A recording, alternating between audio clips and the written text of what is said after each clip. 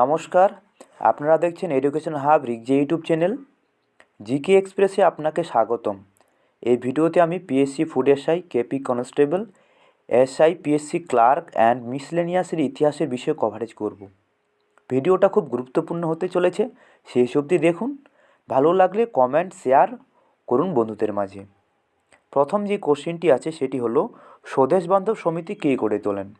এর সঠিক উত্তরটি হবে অশ্বিনী কুমার দত্ত। পরের যে কোশ্চেনটি রয়েছে, অনুশীলন সমিতির প্রতিষ্ঠাতা কে ছিলেন? তো বন্ধুরা, অনুশীলন সমিতির প্রতিষ্ঠাতা ছিলেন সতীশচন্দ্র বসু।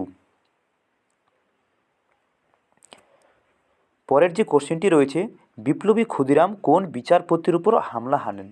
তো বিপ্লবী ক্ষুদিরাম শ্বেতাঙ্গ বিচারপতি কিংসফোর্ডের উপর হামলা হানার কথা ছিল, কিন্তু ভুলবশত সেদিন সেই গাড়িতে ছিলেন মিস কেনেডি ও তার কন্যা।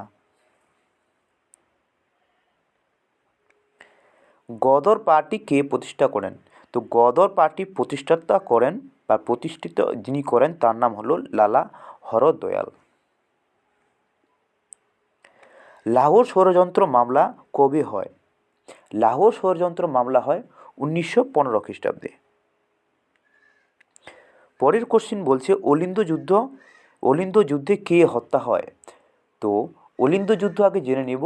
বিনয় বসু, বাদল গুপ্ত ও দীনেশ গুপ্ত, বাংলার এই তিনজন বৈপ্লবিক কলকাতার রাইটার্স বিল্ডিংয়ে অভিযান করেন এবং গুলিবর্ষণ করলে সেই সময় জেইলার স্পিন্স নিহত হন এবং এই ঘটনা অলিন্দ যুদ্ধ নামে পরিচিত।